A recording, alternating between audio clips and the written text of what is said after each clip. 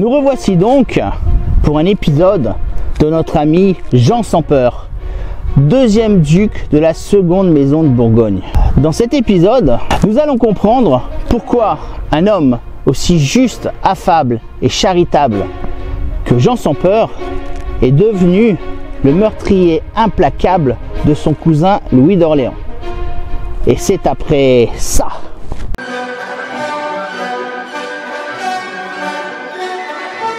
Salutations compagnons et compagnonnettes, je suis Bayan Taillefer, forgeron médiéviste, historien à ses heures ou le contraire. Je me trouve ici dans la belle ville de Caen, en plein cœur de la Normandie, avec le château construit par le duc Guillaume le Conquérant en 1060, avec le même calcaire qui a servi à construire plus tard, après 1066 et la victoire d'Hastings, la tour de Londres.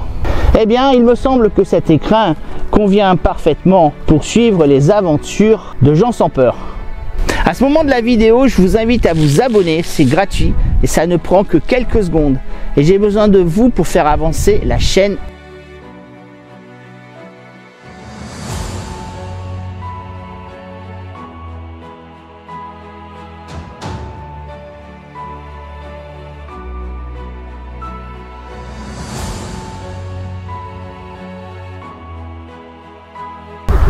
Après la défaite de Nicopolis de 1396, après la mort de son père Philippe le Hardi en 1404, il devient duc de Bourgogne.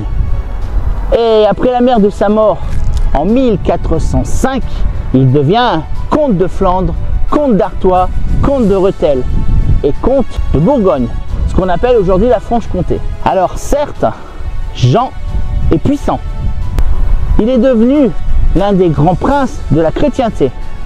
Il a des enfants, de nombreuses filles et surtout un héritier, le futur Philippe le Bon.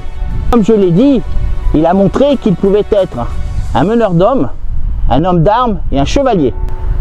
Néanmoins, tout n'est pas au beau fixe. En effet, son père, Philippe le Hardi, lui a laissé de nombreuses dettes.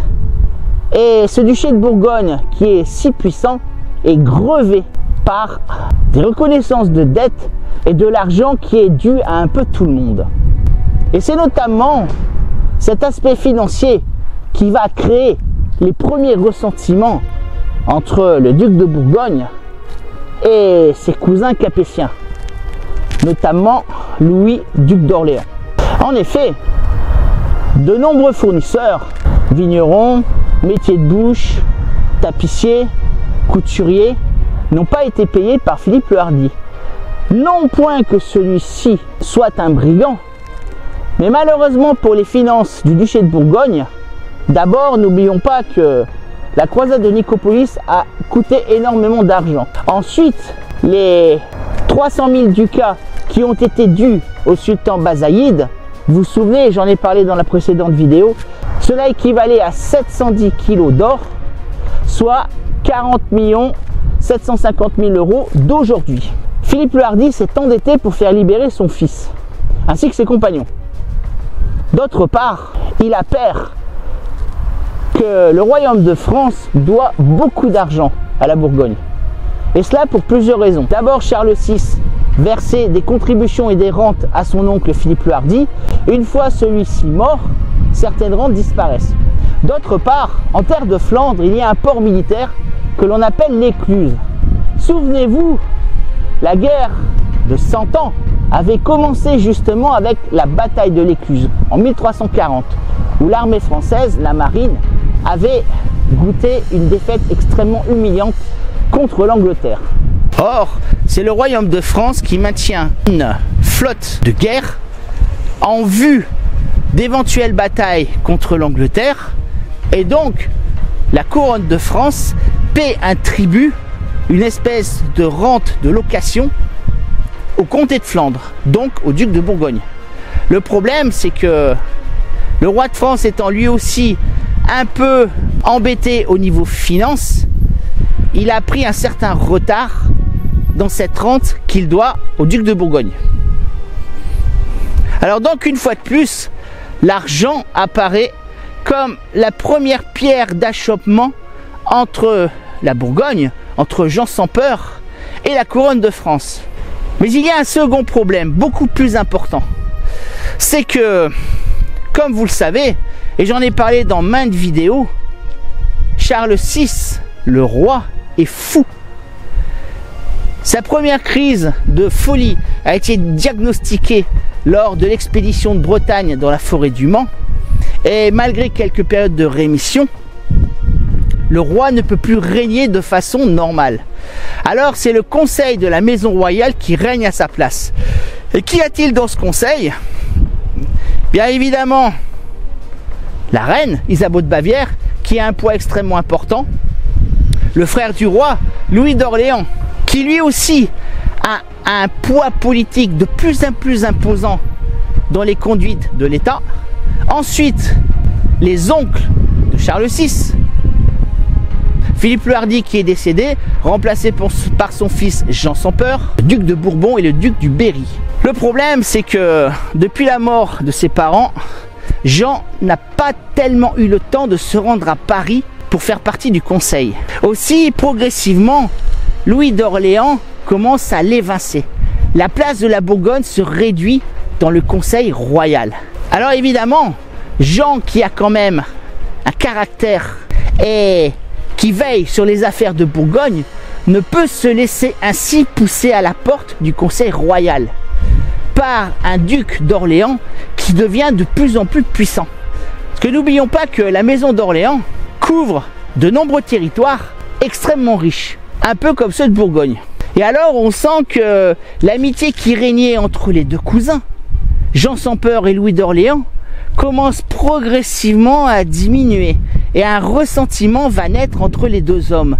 Ressentiment qui va se transformer très vite entre 1405 et 1407 en haine fatale, en haine mortelle. D'autre part, il se trouve qu'en ce début du XVe siècle, il y a de nouveau un schisme dans la chrétienté. Plusieurs papes se partagent le pontificat suprême. Alors il y a encore un pape à Avignon et un pape à Rome.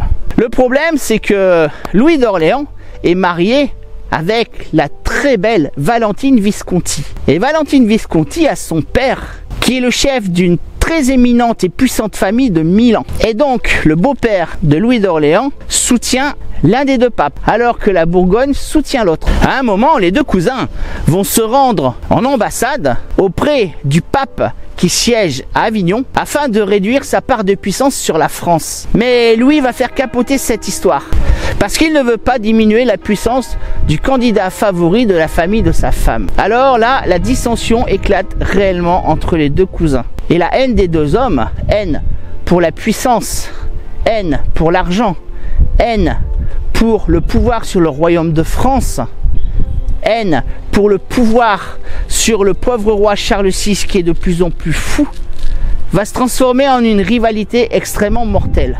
D'autre part, tout sépare les deux hommes. Louis d'Orléans est plutôt porté sur la bonne chère, sur le faste, le luxe, sur les femmes, tandis que Jean sans peur est un dévot parfait. Il est extrêmement fidèle à sa femme.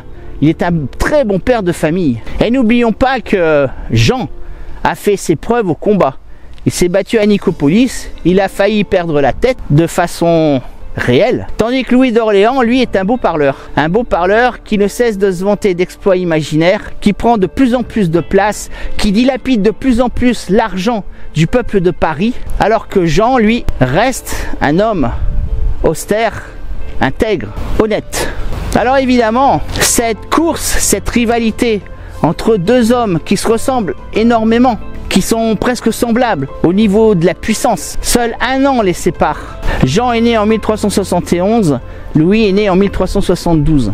Et malgré tout, malgré cette ressemblance au niveau du pouvoir, au niveau de la place dans les affaires de l'État, la rivalité va donc devenir mortelle. Et elle trouvera sa conclusion lors d'une soirée d'un jour de novembre 1407. Alors, qui aura donc la peau de l'autre? Je vous laisse le soin de le deviner dans la prochaine vidéo sur la série de Jean sans peur. Alors j'espère que cette vidéo vous a plu. Vous pouvez liker, vous abonner, partager, poser des commentaires. si vous êtes d'accord ou pas d'accord avec moi. Portez-vous bien, je vous dis à bientôt pour une prochaine vidéo certainement sur la Seconde Guerre mondiale. Et n'oubliez pas, l'histoire, c'est toi qui l'as fait.